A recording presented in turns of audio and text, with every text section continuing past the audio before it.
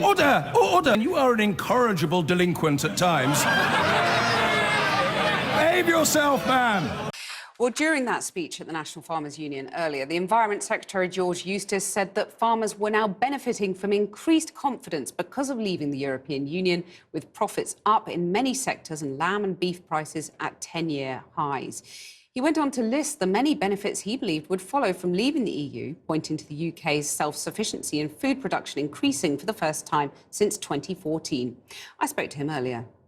Secretary of State, you listed in your speech to the NFU all the benefits of leaving the EU, but I wonder what you say to the pig exporters who can't export their animals, the daffodil growers who say they're having to leave flowers rotting in the field because they simply can't get the European labourers that they used to have, or even the high street sandwich chain who's had to apologise because they say they can't get the fresh food ingredients for the sandwiches.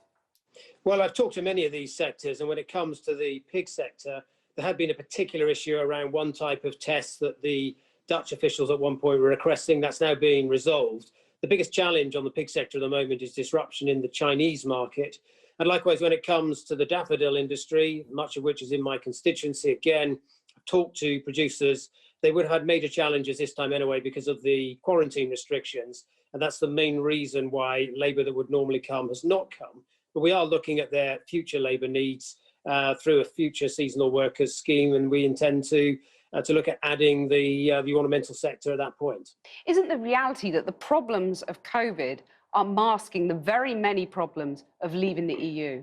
Well, I don't think so. The reality is that our worst case scenario planning for the end of the transition period, actually we're preparing for us to need to procure government ferries to get critical goods in. We were envisaging that there could have been major disruption at the border with lorries not flowing.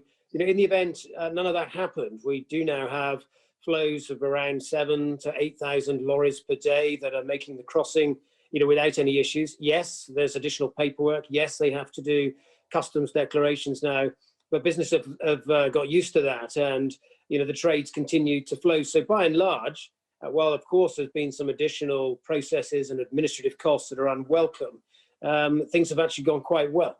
Well, you've said businesses are getting used to all of that, but Neal's Yard Dairy tell us that their truck exporting to Calais is being held up sometimes for 56 hours, and they said to us, it's a royal mess. What do you say to them? Well, I think that would be the exception. We've been monitoring those times quite closely. It's now the case that around 55% of consignments are getting through in less than an hour, typically about 45 minutes. And around over 90% are getting through within 3 hours. So if it's not your worst case scenario, how would you describe the troubles that we're seeing? Generally speaking, there's been teething issues. So there were problems in the initial weeks of some businesses having, prepared, but sometimes using the wrong type of export health certificate. There were some challenges with import agents not properly pre-declaring that goods were on their way on the EU's IT systems. Those types of problems have been ironed out. So generally it was teething problems.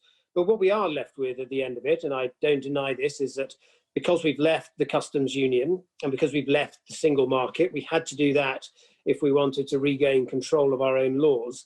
And that does mean that there are some additional administrative processes that the EU requires. And obviously there is a cost to that. And I accept that some businesses would rather not have that cost, but it is the price, if you like, of having democracy and self-government. Well, teething problems is how you've described it, but some businesses, like the shellfish exporters, for example, are facing ruin. Well, generally speaking, as I said, it's been teething problems in terms of people's readiness to use the export health certificates and familiarise themselves with that. We have had a specific issue on bivalve molluscs, that is mussels and cockles and oysters in particular, where these have been built on a model of going to restaurants in places like France and being purified whilst on site. The EU had said originally that that trade could continue. Their own laws provide for it to continue and actually refer to a certificate that would enable it to continue. But they have had a change of heart, a policy change. And although there's no legal impediment to this trade, the European Union told us a couple of weeks ago that they weren't going to allow it to continue. Well, actually, so we're working with them on that. To be clear, they haven't had a change of heart. They've said quite specifically the rules in this area have not changed. They have applied and continue to do so to all third countries. This is not new, and it is not a surprise to the UK administration. You should have known about it all along. No, this is a trade that they don't do with any other third country. And it is somewhere where they've changed their position. We had That's not what they say. Either they're right. No, they're not right. Right, they're wrong. Not right. They are wrong. We do know what they say. We're very familiar with this body of law. We lived with it for 50 years, and we got technical experts in this area. We had actually discussed it with the Commission, and the Commission had told us the trade could continue. Are they just making it up then? Yes, they told us the type of export health certificate that could be used, and their own both public health and animal health laws do provide for the trade to continue.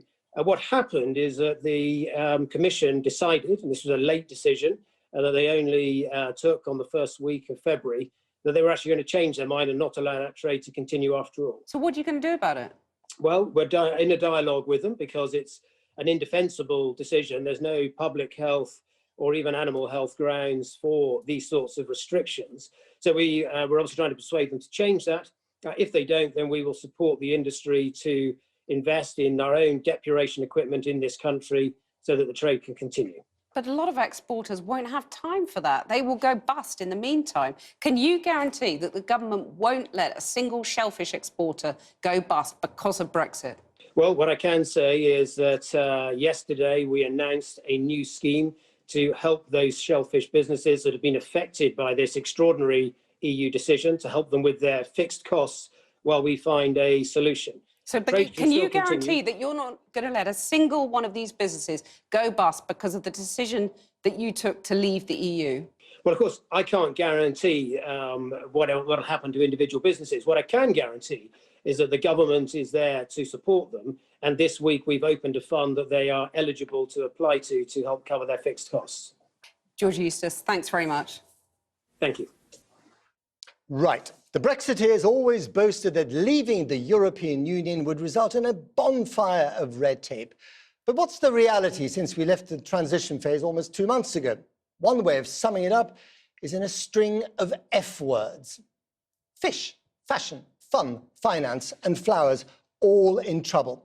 Top clothes designers like Catherine Hammett have warned that made in Britain could become a thing of the past.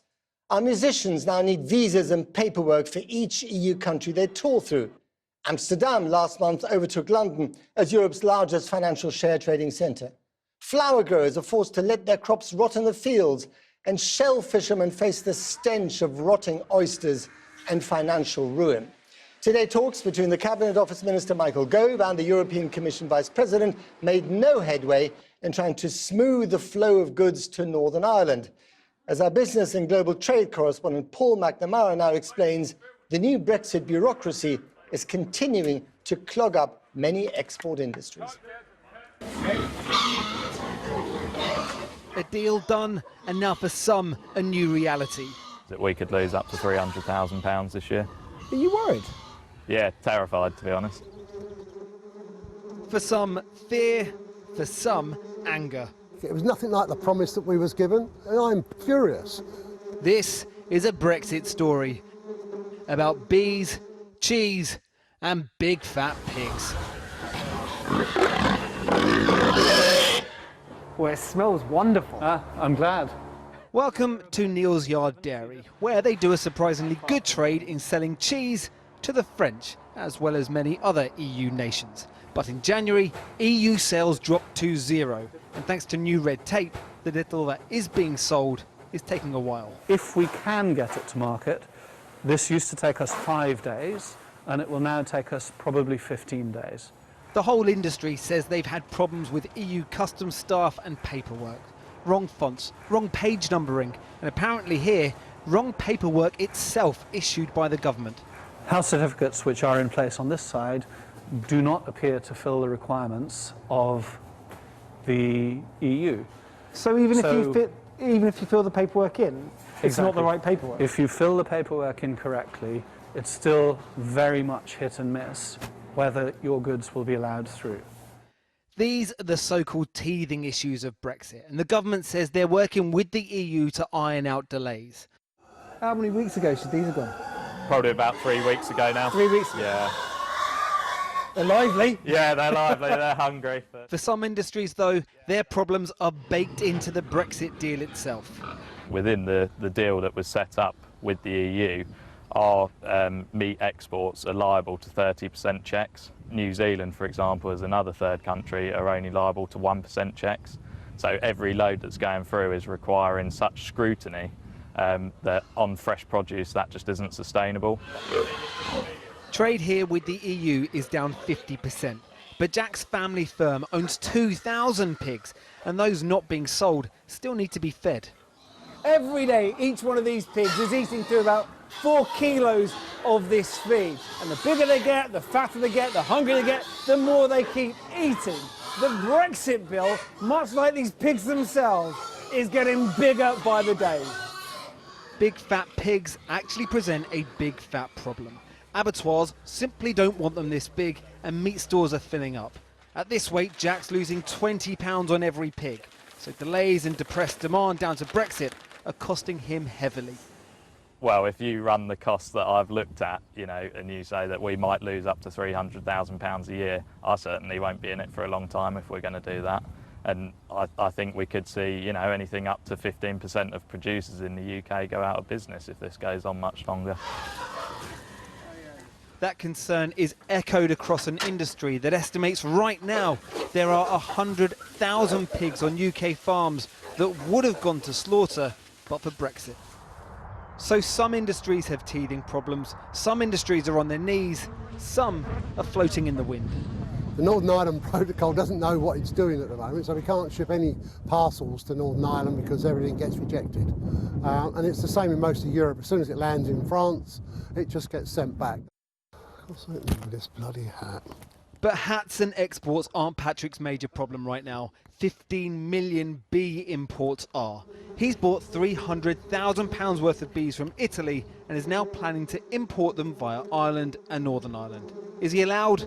Well, it's a grey area, and Patrick says government isn't giving him a straight answer.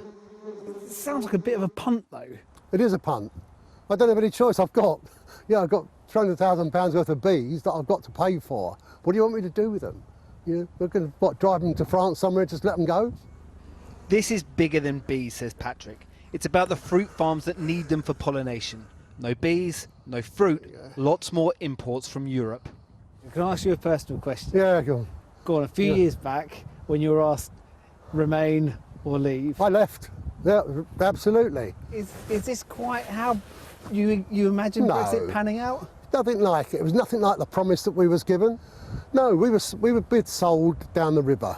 Be it bees, cheese or pigs, the government says it's working with Europe to iron out problems and providing support at home. They also say there will be opportunities from being outside the EU, and they're working with business to realise them. In the meantime, though, some industries are wallowing and hoping they last to see those benefits. Paul McNamara reporting. Well, on last night's programme, we asked Environment Secretary George Eustice about the delay of up to 56 hours that Neal's Yard Dairy told us it experienced on a truck stuck at Calais. This was his response. Well, I think that would be the exception. You know, we've been monitoring those times quite closely. It's now the case that around 55% of consignments are getting through in less than an hour, typically about 45 minutes, and around over 90% are getting through within 3 hours.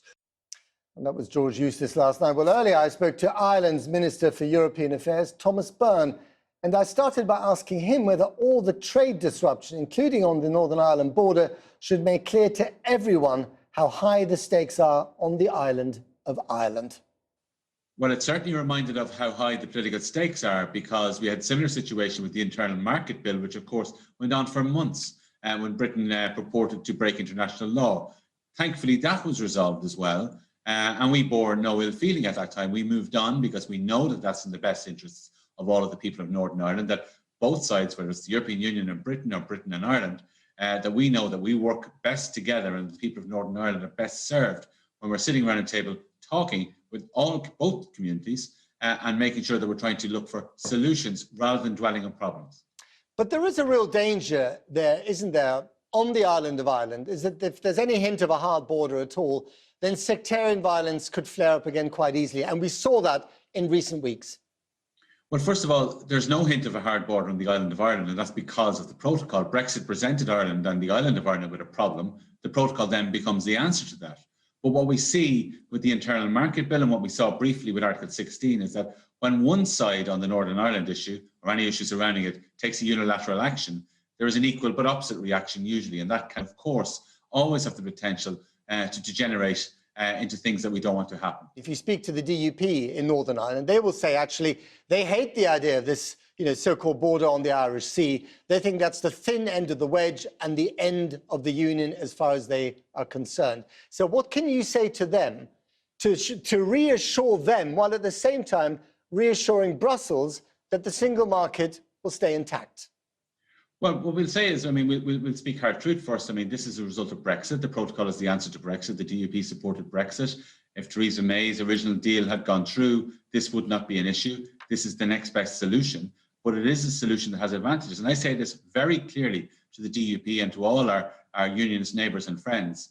Your identity, your aspirations, your union is not under threat unless the people of Northern Ireland just make that change and decide otherwise. And quite frankly, that's not likely anytime soon. So what we've got to do is make sure that the protocol works, that the economy can develop, that we can attract jobs and investment and progress Northern Ireland and not feel under threat. But there will be a degree of uncertainty as a result of this new reality, won't there? There's just no way of getting around that, whatever's agreed between London and Brussels. So I just want to ask you finally, Thomas Byrne, whether in Dublin, although the European Union has been fighting on your behalf, you're a member of the European Union, do you in Dublin feel as if you're falling between two stools, the European stool and the Brexit Britain stool? No, we are caught European in the middle. Stool. No, we're not, in fact. We are the European stool. So today at the Joint Committee, we are there on the European delegation as a member state. And what we've got to do and what we're trying to do as part of that European stool is to engage in Northern Ireland and to show the interests of the European Union in Northern Ireland. We saw that last week with Maros Šefčovič. I think very good engagement in Northern Ireland, listening to the people and showing Northern Ireland that the European Union and indeed Britain is interested in them, and that type of engagement on a cross-community basis is going to continue. And we're pushing that as members, as full members and full part of the European Union. That's what we see our mission as. Thomas Byrne, thank you very much indeed. Thank you. Now, from the 1st of April, fresh produce coming into Great Britain from the EU will have to undergo hygiene checks. The likes of fish, meat, plants, fruit, vegetables will have what are known as SPS checks, or sanitary and phytosanitary checks, before entering the country to make sure that they meet the required standards. It will be a legal necessity. There are concerns the new forms will lead to delays at the border. The UK's Fresh Produce Consortium, which represents hundreds of businesses dealing with goods such as fruit and fish, says it's worried delays will disrupt supply chains and could cause a rise in prices. Seema Kotecha joins us now to talk us through some of those details. Seema. Thank you, Emily. Now, from April the 1st, new hygiene checks will be in place for fresh produce, meaning EU exporters will have to provide forms proving their produce is safe and clean. These are known as SPS checks, or sanitary and phytosanitary checks. All animal products and plants entering Great Britain will need relevant health documentation. The EU exporter is responsible for making sure their goods have been approved. Some British businesses are concerned additional red tape will put them off from trading with companies here. It certainly is putting businesses off. I can think of a number of our European partners who have been reluctant to do it, but because we have been with them for so many years, they have done it. But reluctantly, these people have got plenty of places that they can sell their product to apart from the UK, and it really is a question of us calling in on long-standing relationships to continue to source from those people who we've been in partnership with for so many years. So how much fresh produce do we import from the EU? 32% of our fruit and 80% of our vegetables come from there. Since January, the EU has imposed customs checks on UK exports. According to logistics experts, Europe-bound lorries have been carrying less freight in comparison to last year. Industry sources put the figure at more than 40% of empty trailers. Some are blaming this on extra paperwork for multiple products or what's known as groupage. Now, businesses are asking what happens as more checks are enforced the other way. What we are very, very concerned about is that we simply want to offer great quality produce at great prices, but this official, if you like, process that interrupts that speed of supply may well perhaps compromise some consignments in terms of their quality, and also, impact on the great prices we're able to offer to consumers, because the magnitude of change and the adoption of the process the government has enforced on the industry is not the most cost-effective way of doing these things. With just weeks to go, are the EU nations aware of these new hygiene checks? The International Road Transport Union says the UK government simply hasn't communicated the change well enough. We are potentially facing chaos at the border and for moving goods into the UK, particularly for fresh produce, because we have already experienced on the EU side where UK hauliers tell us that they are only exporting 20% of what they used to do, because it takes up to 5 days of bureaucracy and paperwork in order to get something into the EU. And it also takes 6 to 8 hours longer and basically to deliver the goods to the point of destination. And the UK government doesn't realize that they are facing a disaster because the UK is such a tiny exporter, but they are a huge importer. Now, in response, ministers have told us we are taking a pragmatic approach, introducing import controls in stages to ensure traders and hauliers have sufficient time to make the necessary changes. It says that operating model was published last July. They say the latest available data shows that overall freight volumes between the UK and the EU are at normal levels. It is entirely normal for empty trucks to travel outbound. Now, from the 1st of July, traders importing all goods will have to make full customs declarations at the port of importation. And that's when we'll know what the full effect of this new relationship with the EU will look like. Seema, thanks very much indeed.